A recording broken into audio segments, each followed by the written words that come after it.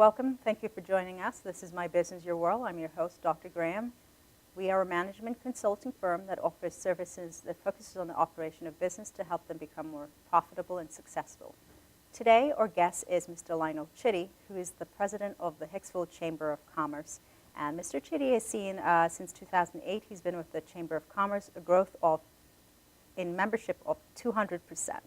Mr. Chitty has helped by focusing on local business needs and in a down economy. He's worked hard with his board members and community to help ensure that the Chamber has meet the needs of the community. Mr. Chitty is a member of several different boards, including Vision Long Island, Adelphi University, Dowling College, American Communities Institute, Transit-Oriented Development Workshop, and he serves as charter member and VP for the Rotary Club of Hicksville South, board members of Friends of Adelphi Library, and is the chairman of the Downtown Revitalization Project, and also president of the SUNY Westbury Alumni Association. Works on a number of different initiatives with the organization. In the past 17 years, he spent a significant portion of his time in mailing, shipping, warehousing, and office automation arenas. He has held several positions for his clients, including a sales and managerial position, human resources, sales leading with the organization. During this time, he's earned his bachelor's at SUNY Westbury in business administration. He has numerous industry certifications. He also holds the lead position, key account position research. He specializes in assisting his customers with their needs in terms of marketing techniques, merging old business practices with new technologies, and these includes business objective data services, marketing activities, and response mechanism. Mr. Chitty, thanks for joining us today. Thank you for having me. All right, so tell me a little bit about your week. What's been going on? Anything? My week? Yeah. My week's been been very busy. Again, just doing the best that I can to help my clientele. It's getting a little crazy with the economy. Things seem to be picking up slowly, trying to point them into the right direction. On the volunteer portion, it's been very hectic. It's the end of the year. People are looking for additional funding and other avenues of revenue. And again, just trying to meet new people to seek out new opportunities. You have quite an extensive array in terms of being on a number of boards in not-for-profit organization. But before, I didn't touch on, I think you were actually you were the moderator for the 17th District Nassau Yes. Legislator. Yes, that back was... in, what, 2009? I think that was 2009, yes. I was asked to moderate a debate between Rosemary Walker and Arshad Majid. And it was the first time both of them actually debated in a public forum, and it was pretty doggone interesting. We were expecting a small turnout, and quite a couple hundred people showed up. But it got very interesting, but we got through it in one piece. That's great, and that was during your, obviously, presidency at, I guess you had began with Hicksville Chamber of Commerce. How did you get selected? What was the process, do you remember? I believe Mr. Majid had reached out to me and asked me if he was looking for a non-biased person within the community. And that just happened to be me at the time. I was happy to do it. I did know both candidates at the time. There was a position that was vacated. I believe it was County Executive Ed Mangano's position when he left the town and became county executive. So they were both vying for that position. Okay. All right, let's get back into the boards. There are a number of them that you belong to, and you've done a lot of work. I know that with the Vision Long Island, I was privy to actually attend the conference last year because one area of our business focused on sustainability, biodiversity, and conservation. And I saw it, I wanted to attend. It was really wonderful because it focused on Main Street and those business development. I was actually on one of the workshops, which I believe you're one of the moderators for, and that was really, really interesting. The conversation went, we talked about youth, we talked about different aspects of building and so on. So talk a little bit about the boards that you've been a part of or you're still a member of, and what are some of those success stories that you have to share with us? Well, the Hicksville Chamber of Commerce, as you mentioned, is success as far as being able to grow the membership, being able to be a resource for the local businesses. That's actually reached outside of Hicksville from Montauk to Manhattan because people are still looking for opportunities. I was a board member for the at Briarcliff College Business Advisory Board for Business and Technology. Again, they were also trying to reach into the community and find out what businesses need as far as education goes. Vision Long Island we mentioned, and that came about because I'm also the chairman of the Downtown Revitalization Committee for Hicksville. We work closely with Eric Alexander and his team because they're the experts as far as smart growth goes. So he asked me to be a board member with them, and you'd be amazed at how many people across the island are participating. As a charter member of the Rotary of Hicksville South, a primarily South Asian group, and they came together and they wanted to have something to call their own, so they try to do as much as they can within the community. Friends of the Adelphi Library, I don't remember how that one came along, but I saw it as another opportunity to find out a little bit more on the academia portion. As a recent president of the Alumni Association at SUNY Old Westbury, it's very interesting. That also gives me the opportunity to sit on the board of trustees with all the bigwigs, if you may, but it gets very interesting, very interesting. Mm-hmm. And I think there's one more, board member of 100 Black Men of Long Island. Yes, I forgot to bring that one up because I do have a number of colleagues who are on a member of that organization as well. Mm-hmm. Now, just in general, there is one that really caught my attention, and I don't know anything about it. I think it's the one at Adelphi with the trans... That's Dowling College. Dowling, I'm sorry. Dr. Natalia Rogers, I believe she received a grant, and in layman's terms, she needed to reach into some of the communities to find out what's going on, what they would want to see. As you might not know, Hicksville's got the largest train station in Nassau County, so we became a perfect target as far as being able to reach out to people. She did do other areas, but they did have a conference in Hicksville when that came about, and she actually put together the entire package and submitted it through the Small Business Administration and other government entities as far as this is where we are now, these are the statistics, and this is some information to hopefully help you plan to get to where we need to go. As you're aware, a lot of grants, things of that nature. We're concerned about infrastructure. We're concerned about housing. All that wrapped into one thing. So that was a very interesting conference that came about.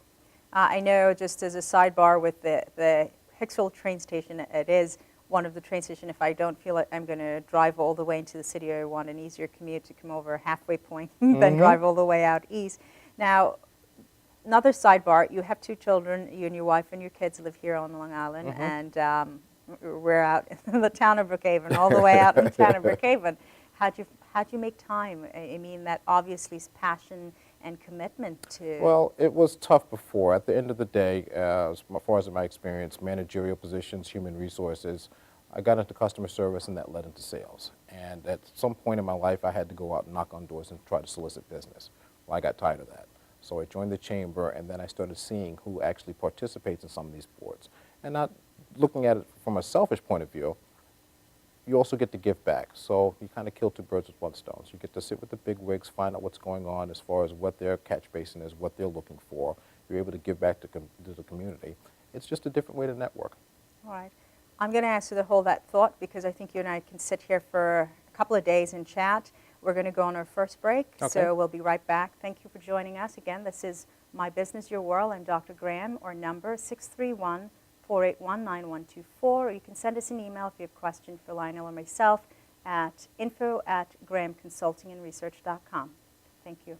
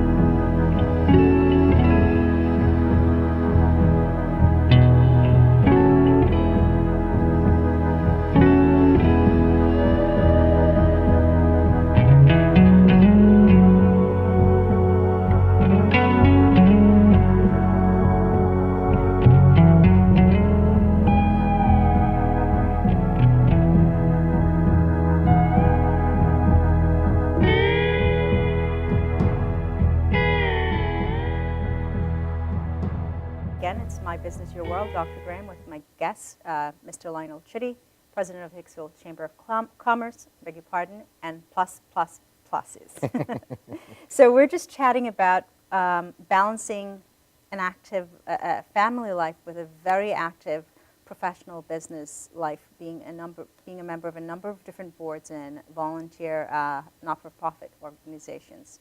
Well, at the beginning, it was a little bit challenging. My kids are still young. My son's 11 and my daughter's 9 years old. But through the years, as they got a little bit older, my wife definitely now understands why I do what I do. She says it's good for business and it's also good for the community. And my kids are starting to understand also. They're learning that you need to be able to present yourself properly, be able to ask questions, and be able to get answers that you do understand. So fortunately, I'm very lucky right now. Any particular projects that you're working on that we should be aware of, especially with the Hicksville Chamber of Commerce and I know the revitalization project that are going on now, you mentioned a little bit about? Yes, the revitalization project. Again, I don't live in Hicksville. I just do some business in Hicksville. So before I started opening my mouth regarding the project, I had to do a lot of research. There have been numerous plans over the years. They've been talking about revitalizing the area since 1969. So before I jumped into it, I started asking and poking around, and I got somebody off the record who told me that you needed to bring together the numerous organizations within Hicksville, all the community councils, all the civic organizations, and any other organizations that might have anything to say. It took about 2 years, but we now have everybody on the same page. With the help of Vision Long Island, we did make a presentation to the town, and this was the first time the town did not say no. They enjoyed the way that we presented it to them, and they really appreciated that we went grassroots. We spoke to as many community members as we can. We solicited them, asked them to get their opinions, and were able to incorporate some of their ideas into the plan. So right now, we're moving along. Nothing goes quickly, especially with government these days, which we all understand, but we are slowly moving along. That's wonderful. I mean, when you talk about grassroots is everything. Everything. We can go right into about talking about looking at businesses or small businesses and helping them succeed by looking at grassroots, going in from grassroots. We'll talk about that probably a little later. But tell me, what is a Chamber of Commerce? It's funny. There's no quote-unquote book on a Chamber of Commerce. I did a lot of poking around, and I found a Chamber of Commerce, I believe it was in North Carolina. And you're talking that typical 5 to 10 company town. And the Chamber of Commerce was the spot. Anybody that wanted to do anything went to the Chamber of Commerce. Coming back to Long Island, each hamlet has their own chamber. I believe Huntington's the only one I believe they're the only one that have their entire town has their own Chamber of Commerce. So with Hicksville particularly, we focused on the local businesses there. Myself and my executive director at the time, when we had time, we went out and we actually went door to door. And we found out what people needed, being business people ourselves. They needed opportunities, they needed information, and they needed to know that somebody was there to actually pick up the phone and call them. Over the years, I've called chambers, and people don't get back to you. And again, I understand it's a volunteer position. We only have one part-time person. Everybody else is a volunteer. So our membership mushroomed. We held events. People came down. They got involved. It was just absolutely outstanding. So we've been able to feed off of that, get our website going, being able to answer people's questions, being able to participate in events, and talk to businesses and say, hey, listen, would you mind us having an event at your place? That would be a great idea. Great, no problem. We get people used to coming into your venue, and maybe they'll spend a couple of bucks. What I tell people is, we can't bring the business to you, but we can give you the opportunity to help you network and be able to get you out there so that you can create your own situation where businesses come to you. So it's worked out very good. 200% growth is really significant, and with a background, sales, marketing, and I know you're very much into technology, and you use those to help in terms of advantage. You're also doing, we had our guest last week, Nathan, who's also talking, his focus primarily on PR, that's his area of specialty, along with a number of other initiatives, but this is what you're doing. You're also helping them, giving them that PR that is needed, but they have to want to be a part of that. A lot of it is education. I mean, I get phone calls, how do you start a business? How do you get a permit? How do you get these things? And I said, well, you've got the town there and these other organizations. Some people just don't feel comfortable. They want a face-to-face. They want to be able to sit with somebody and find out exactly what's the proper process. We were able to do that. As of these days, it might be getting a little bit spread too thin, but it's getting a little bit harder. But I put my cell phone out there. I put my email address out there. People call. And if I can help somebody get what they need or find out the information they need, I'm happy, they're happy, and hopefully they can pay it forward. All right, let's talk a little bit about marketing. People ask me about marketing. Marketing is the biggest question mark ever. We've all seen the great commercials where, you know, they just hit you over the head with their themes and their songs and their jingles, and you're running through your day singing them over and over again. That doesn't make you buy. But it looked good. So when I sit and I consult with somebody regarding marketing, I ask them, I utilize a consultative approach. I said, what do you want to do? We figure that out. Then I'm like, who do you want to do it with? We put together demographics for them. We reach out. I was very annoyed to find out how many businesses still don't collect their own clientele's information to be able to go back out to them with new offers and new promotions.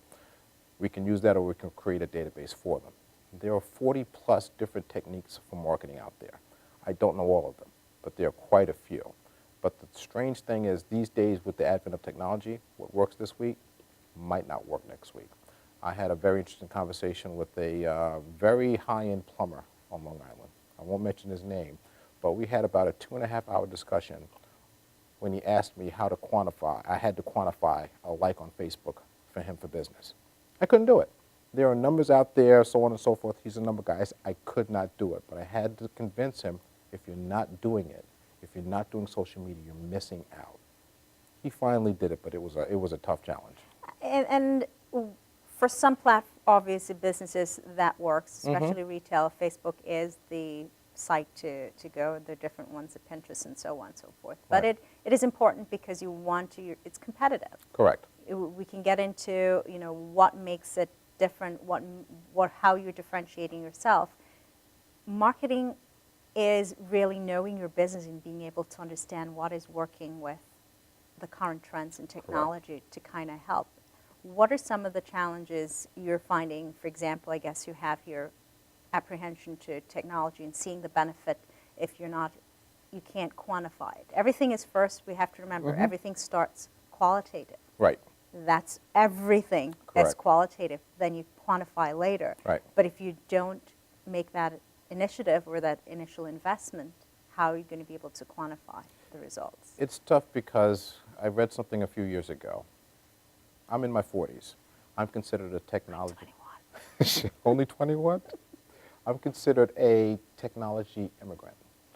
Younger than me, technology natives. Older than me, it's a little bit of a mix.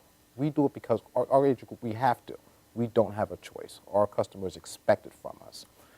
When I sit with somebody and we're talking about marketing, and I figure out who the demographic is. If they're my age or above, I say, listen, you have to do print and social media. And they're like, why?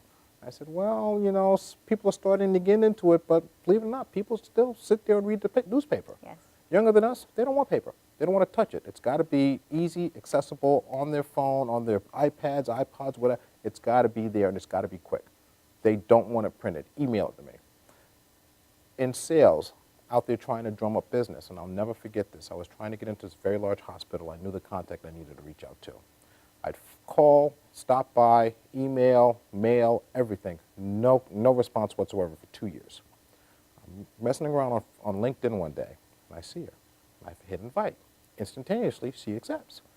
I write a little message. I've been trying to get in touch with you for years. What's the best way? She responded back, here's my cell phone number. I said, you've got to be kidding me. So I called her up, we set an appointment, and the first thing I said is, why was it you responded via LinkedIn but nothing else? And she replied, it was easy. It was in my hand. I said, well, my emails come to you. She goes, I get emails all day long. So again, these are just some of the different techniques that are out there, but you need to know how to use them properly. I don't really try. I am on LinkedIn. I'm on Facebook. I don't use Twitter yet, even though I'm going to get yelled at sometime. I just don't have the time. Even I have a Twitter account. I have an account. I just don't use it. Yeah. I have an account. We just don't use it. It's all time management. With education for business, time management's a big thing. It's a huge thing.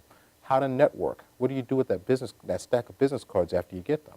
I looked at it, and I have my own special process utilizing technology and having somebody help me a little bit to get it set to the exact way I want to.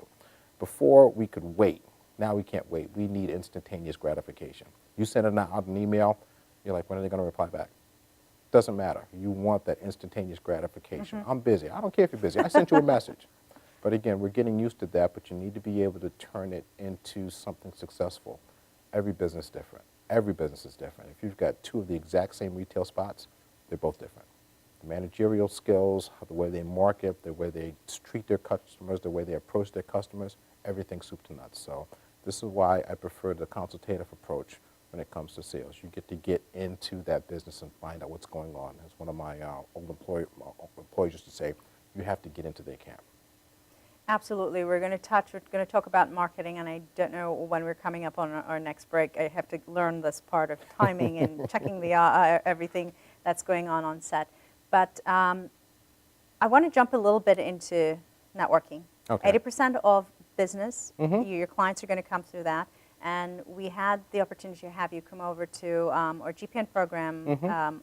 our last cohort, and we're talking about networking and branding and so on and so forth. So 80% as well to help you get those job opportunities. Right. I know we can talk about and we'll talk a little bit later, probably following this, about even with the employment opportunities, how to find jobs if you're unemployed and so on. Let's talk about networking and the elevator pitch. Most people think 30 seconds. It's 15 seconds that you need to be able to sell it. If you have a product, something that you need to really give all the information, it'll take you a little longer, but you really have to be able to sell what it is you're selling.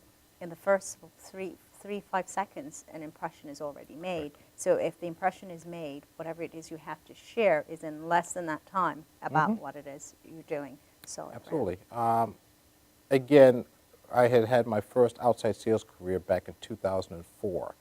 And how do you break the ice? That's the first thing. So my mentor at the time, he told me, find the tallest building in the area.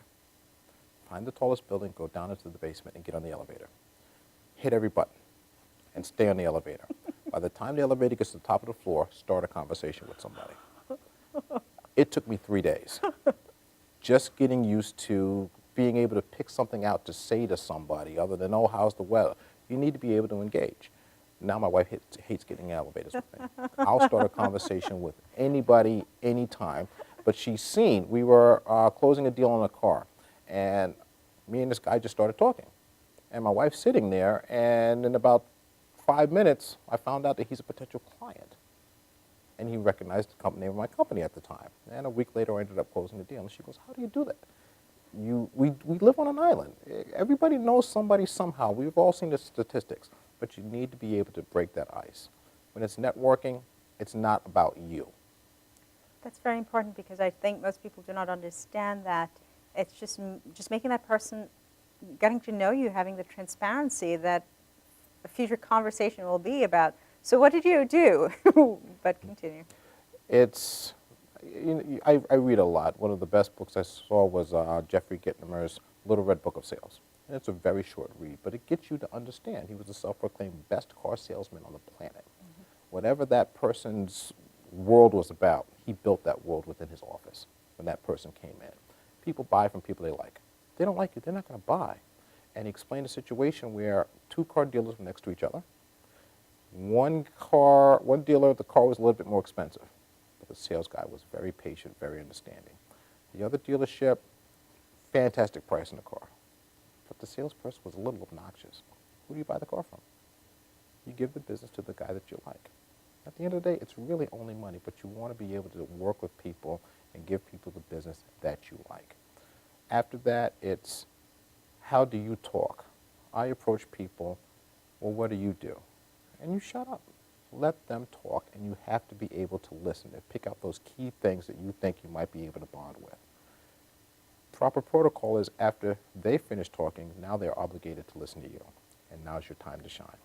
You don't talk too much, get to the point, keep it humorous depending on the situation. I've had those awkward situations where somebody just was not humorous at all. So you backed off a little bit. But again, it is a skill, and it does take some time. But if you're not out there networking, you are missing the boat. All right. On that note, we're going to come back. We're going to pick up on networking. Let's go to our next break. Yep. Thank you again for joining us. This is My Business, Your World, and Dr. Graham, 631-481-9124. You can send us an email at info@grahamconsultingandresearch.com. See you in a few.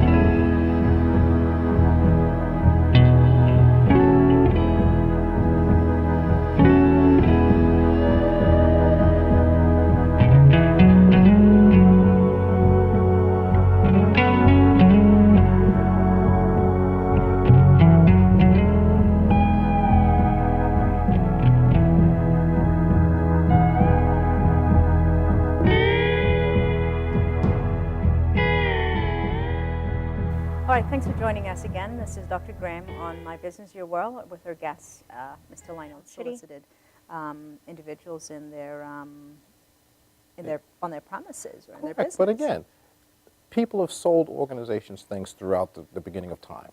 There's got to be a way to get in. Are you going to meet the CEO on a golf course?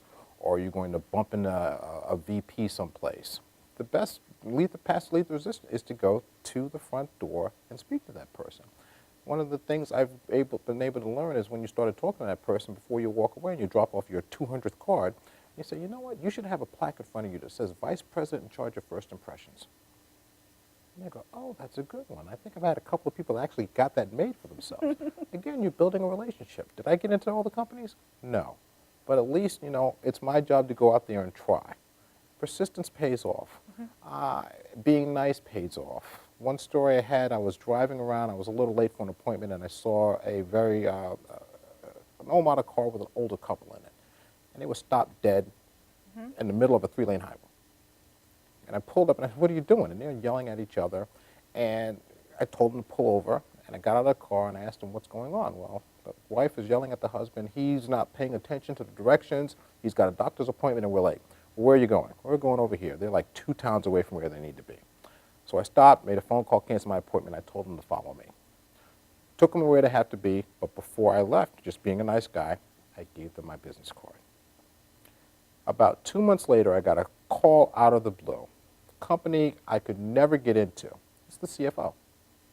Calls me in, he walks me through his operation, he shows me the equipment, the competitor's equipment that I was trying to replace. He goes, give me a quote on everything that I have that they have. Right now. Give me a quote, but I want it doubled. I said, what? And it's scary. You know, I have to get back to the numbers. He goes, no, I want the quote right now. So I had to go a little bit high. I wrote it up. He signed the paperwork and gave me a deposit check. And before I left, I said, what just happened? He goes, a few months ago, you helped an elderly couple out that was trying to get to a doctor's appointment. Those are my parents. And you gave them the card. They gave it to me. I called you up. Just by being nice. It's so amazing, and the stories are so refreshing when you hear them, but it's not always about you when you do things, and you shouldn't always expect it, and you're going to get the rejection, you have to deal with that. But here it is, having that business card and just passing it and actually doing a good deed. Most of us are very skeptical or we're cynical or about certain challenges or certain things. Most people probably just either just walk away or maybe call the police or something to direct them. You took that additional step of saying, you know what, it's an elderly couple, I can do it, I can cancel or reschedule an appointment. How many people think about that? And these are the things that helps to differentiate or make us successful. And it's kind of a little anti-sales because you're supposed to still have that piece in there. What about me? What about me? What about me? But as I transition from one job to the next, I realized my most important thing is my contacts, the people I've built relationships with. I put my cell phone number on my business card. My wife used to yell at me, why are you putting your cell phone? You know what? As I moved along, people were still able to find me. I said, come on in. I said, you don't even, what do you want me to come in for? You don't even know what I'm selling. They said, I don't care. If you're selling it, we probably need it. We like you. It all depends on what's going on. At the end of the day, if you're selling widgets, whatever, it's just a box. The box might not break. You had salespeople out there that have sold stuff to a customer and you never see them again. Or you'll see them again when the lease is due.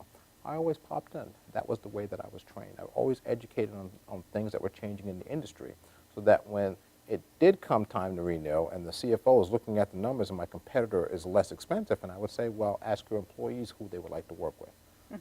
They would choose me because when the chips were down, when they needed help, they picked up the phone, they called me.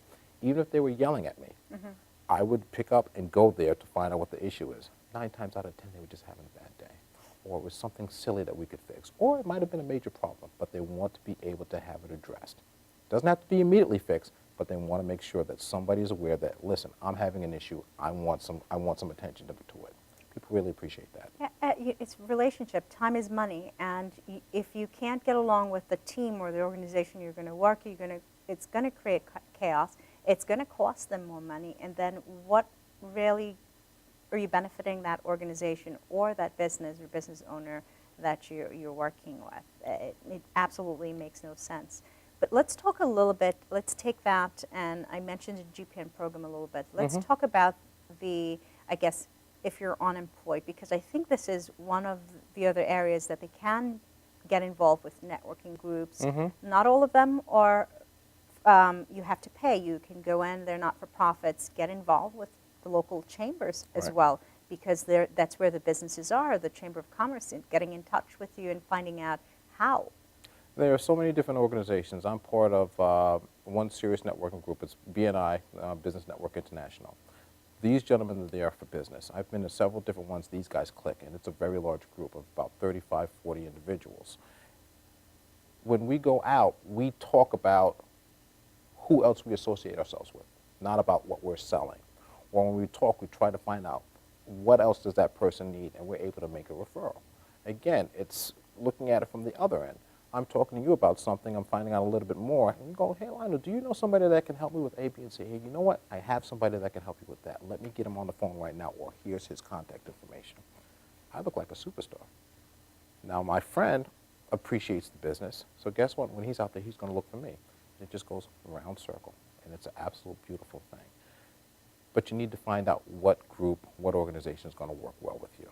There are some networking groups, I don't feel it. It doesn't jive with me, it doesn't click. And there are other ones where, you know, it depends on the timing situation, it depends on who's in the group, do we get along? Again, that relationship portion comes in there. But guaranteed this, if you don't join something, if you don't get involved, nothing's going to happen. Yeah, I think a lot, what it is, I think it has to go back to is really understanding your business, what it is you're looking for, and which groups or organizations are going to work for you, because everything and everyone's not the right fit. Right. And don't go in expecting to get miracles or return on your investment instantaneously. That doesn't happen. Nothing, you know, Rome wasn't built in a day, the earth wasn't created in a day, so be realistic about the goals that you're looking and the objectives, and brand yourself. We are still in our startup phase as an organization, and it is important to brand yourself and make sure that what it is, your product that you're putting out, is something that people want and it's viable in the communities that you're going to become involved with. So let's talk about communities. Business and community, they're together, whether you like it or not. If you're a business, you should get involved in your local community. It's common sense marketing. It's just common sense. It's that easy. You've got Rotary International. You've got the Kiwanis. You've got BNI groups. You've got not-for-profits that are always looking for volunteers. Find something that's going to touch your heart or something that's going to make you feel a little bit better. We had a situation where funding had, the Boys and Girls Club in Hicksville had some funding issues. We almost went broke making sure that they stayed afloat. And I reached out to some of my contacts, and it didn't always work, but we tried to help them as a community stay afloat. Now they're active and thriving. So now, guess who shows up at my events? The folks from the Boys and Girls Club. And they call me up, hey, listen, you guys had a carnival. I just got an email today. Who did you use for your inflatable rides? Well, you know what? Here's the guy. Make sure you mention that and you got the information from us. And again, it's that circle that goes round and round again. If you live in the community, great. Even if you don't live in that particular community where your business is, you need to know people.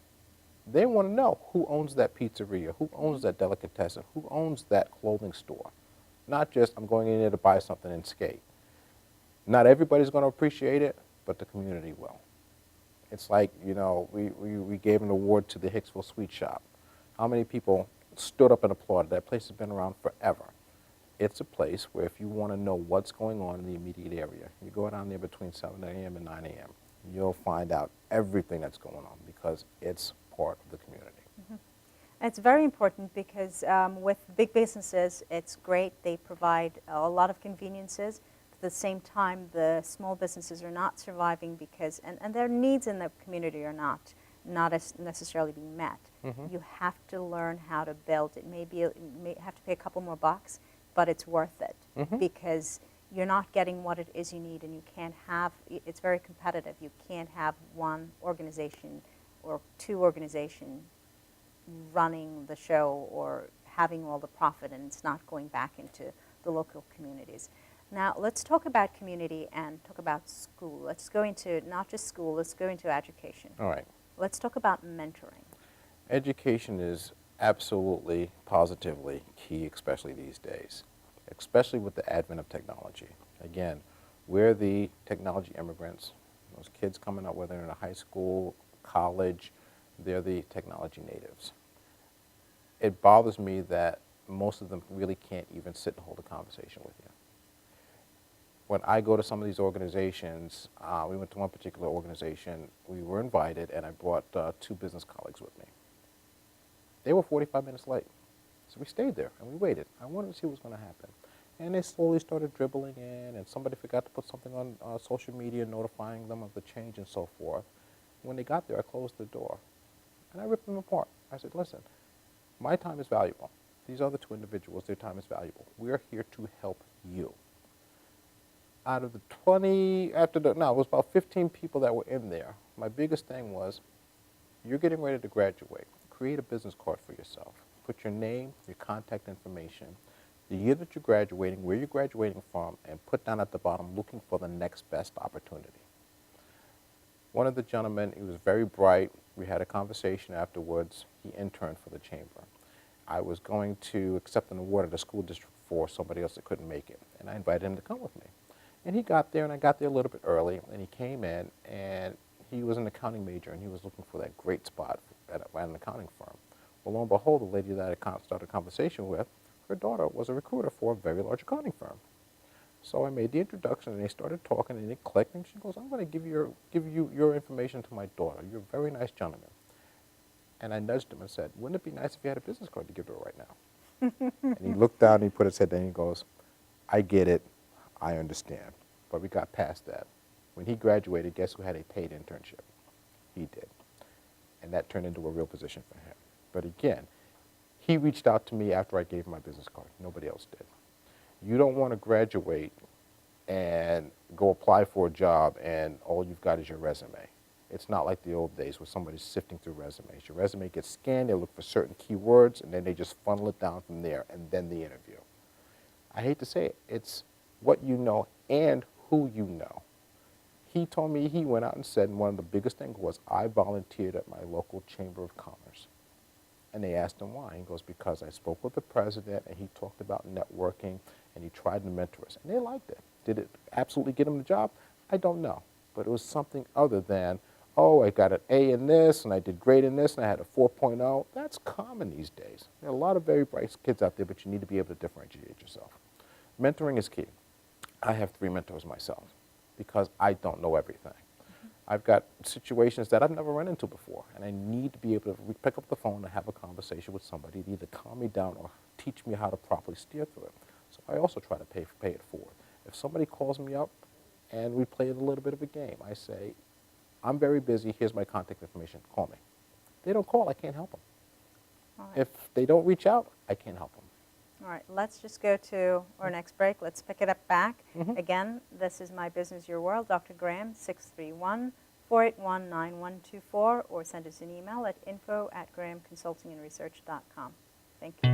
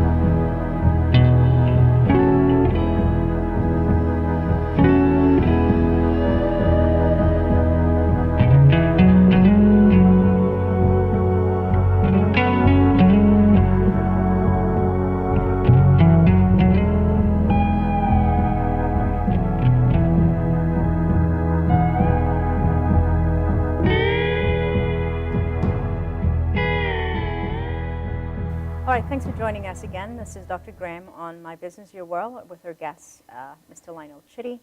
I wanted to just piggyback a little bit, and you definitely, please, you have to come back. Okay. This education bet for me is very important. It's very critical because it's something that is needed and it's necessary. The personal development for getting them to come out and understanding what jobs are out there, even for the individuals who are unemployed, and having that business card. That's one of the things I done with this group that I've been fortunate to be a part of with the GPN program is business cards. They don't know what it is. They don't understand. They don't get it. I'm like, simple is best. You have to have that business card. Nobody wants the resume. They don't want all the paper. They don't have time for it. Send it in an electronic format when they then ask you for it. But I find it that you're absolutely correct. Coming out of college, or not even college, high school, you should have business cards. You're going through the curriculum. You're meeting people. You should be personally developed to be able to understand what is the next step. And getting involved in those not-for-profit or volunteer groups are very, very important too. It's not right away you're going to get the job. It's a couple, maybe not now, the next job, 2 job, maybe your 5th or so job, but you will get the opportunities. You have to pay in order to get back out. So let's just look at, what do you think are 2 most important things in businesses? Networking and marketing. I don't care if you own a tire shop. You have to network. And I always hear, well, I got to run the store. Well, then you know what? Call up your local college, get an intern. Give them a stack of business cards. Let them go out there and network and go to the chamber meeting and some of these other events that are out there. The Visual Long Island Smart Growth Summit where 800 people show up. You never know who you're going to bump into. And marketing. I've seen people sit there and they still don't have a website. It's 2014. And I'll ask them, why not? Well, you know, I've never had one before and I got by. I said, aren't you tired of getting by? Everything's changed. You need to get out there. It's a part of doing business. If I can't find you online, I'm not looking. And after that, it becomes, okay, if you're not on the first or second page, I'm not looking any further. I had a situation where our dishwasher broke, and my wife told me, you better get that fixed. And I didn't want to pay a repair guy.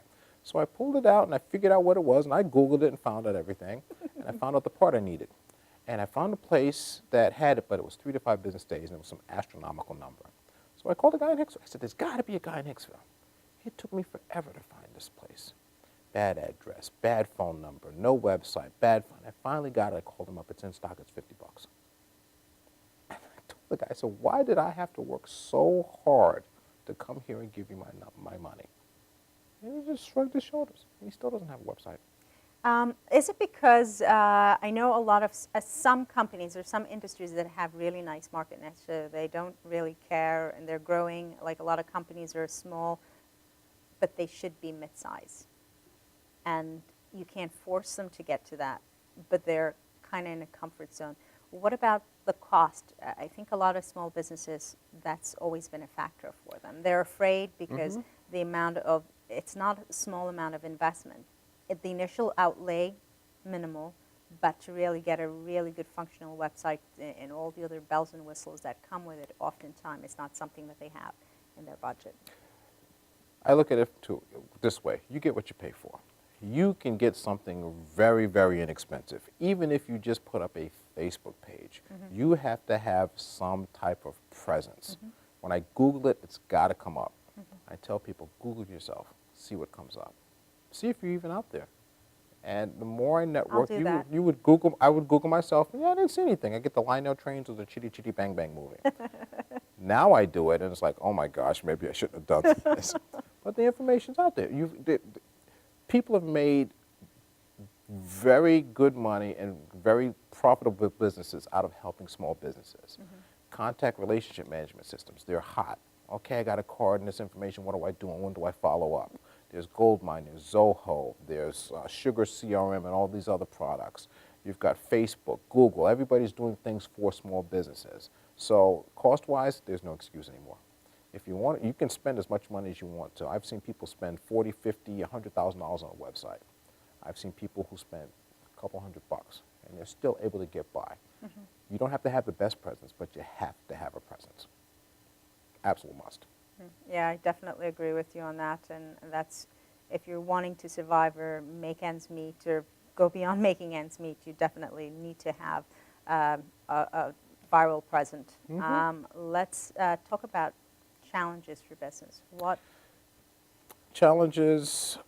It's coming down to increasing sales and being able to have access to capital when needed. You've got companies that are out there that are primed for growth. They don't know how to go out and find venture capitalists. You see some of the best shows now is all about venture capitalists. First you had Shark Tank, and then the other spin-offs from that, and so on and on. The investors are looking for those next hot things. I think the best example is when you had, I think it was a junior high school student, put together this app. I don't even remember what it did. They got bought for a couple of $1 billion. And it makes you start to think, what else is going on? My clientele now, I'm working with a career training institute focused on career-based training so that you can get trained and go out there and find a job. I'm working with another company that's working with technology, cloud storage, cloud backup, encrypted file sharing. These things are hot. Also app development for enterprise-wide. It's working on it for attorneys and then the medical industry. Again, there's all these different things coming out there, and these businesses need accountants. They need salespeople. They need programmers. They need everything under the sun. They need suppliers. They need business. And it all comes down to that. Newsday published something back in 2014. I don't know if I have time. I'll pull it out and go through, but it gives you the list from now.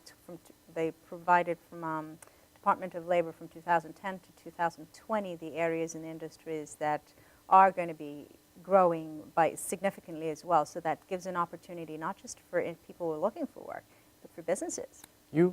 When the economy hit, and I was also affected by it, and I went back to school. No, this was actually before that, I'm sorry. When I went back to school early 2000s, I had a limited amount of time to finish my degree. I did research. What are the top industries out there that I know that I can work when I get my degree? There was the healthcare industry, medical. I wasn't doing that. Management information systems, I didn't have time, too many prerequisites. And then it was business. But it didn't say business, it said sales. They will always need salespeople. Even with the advent of technology, you still need a salespeople. And even if I talk to young accountants, I said, you have to be a salesperson. They're like, no, I'm going to be in an office. I said, no, well, if you're the CFO and you need to sell those good numbers or those bad numbers to the board, you need to know how to do it. So again, that's what I jumped into, and unfortunately it worked out for me. Let's talk about what advice would you give a small business that's struggling? Again, network and market yourself. Network and market yourself. If you're struggling, that means not enough revenues coming in, or you're not operating properly. How do you find somebody to help you operate properly? You have to go out there and network and find that right person. Right now, if I need something, I pick up the phone and I call somebody. If I need business consultation, I'll pick up the phone and I'll call you and I'll ask your advice. You have to come from underneath your rock. You have to get out there, be visible, be able to ask those questions. Find out what other people are doing. Go online, do some research. You've always heard these huge companies started out of a garage, these great ideas. It wasn't easy for them. I've sat in front of young people. I've got resumes in my cars from high school students to PhDs. And they said, well, why don't you start your own business? They go, now's not a good time. And I said, well, when is a good time? And they get a little glazed look and they're like, I never really thought about that. It's got to start someplace. There are still corporate jobs out there, but they're not as many as they used to be. Yeah, and also one of the reasons for bringing this program is there's so many small businesses that are failing and there's no need for them. As you know, there's tons of economic opportunities. It's just a matter of looking, either marketing, reinventing the wheel, or looking at what will work and where you can go. But it's getting the message out. We're talking about the same thing, but it's getting them to hear or getting that compelling message. What is going on? Who can I call? Who would be the person to reach out to find out how do I take that risk? Because then if you can't get the message out to them, they're not going to be willing to take the risk. And a lot of them have been burnt. They've been burnt significantly where they're very apprehensive. But I think the trend that I see is a lot of more individuals and businesses are looking to take those opportunities take the risk because they're seeing, they're probably hearing a message, but I think it's hard for you to get a compelling message out.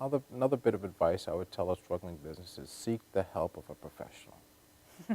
It's like, okay, when you were a young kid and you got a traffic ticket and, yeah, I don't have to pay this, you can't do that today.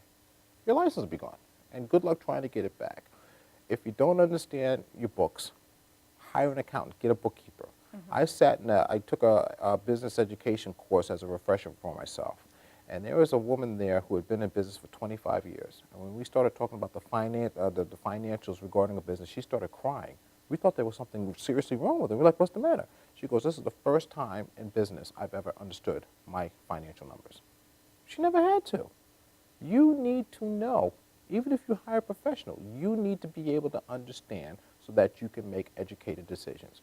Warren Buffett, he's sit there right there and tell you, he goes, I don't know everything, but I surround myself with the experts so that they can explain it to me and I can make the best educated decision. It doesn't matter if you're a billion-dollar corporation or if you're working out of your garage. Same principles apply. And that's very interesting because I think one of the mindset of a lot of small businesses and also individuals who are going out, they're no longer in the corporate world, they can't, whatever challenges they're coming up against or pressures that they're going out and launching their own career path, they think that they know everything to help the small businesses. And it's important for the small business owner to understand that you have attorneys and accountants there for a reason. That's not your area of specialty. And even if you're an accountant, you want to go to another accountant to be able to take care of your books so that you know everything is in order and you have, you can track and so on. But we're running out of time.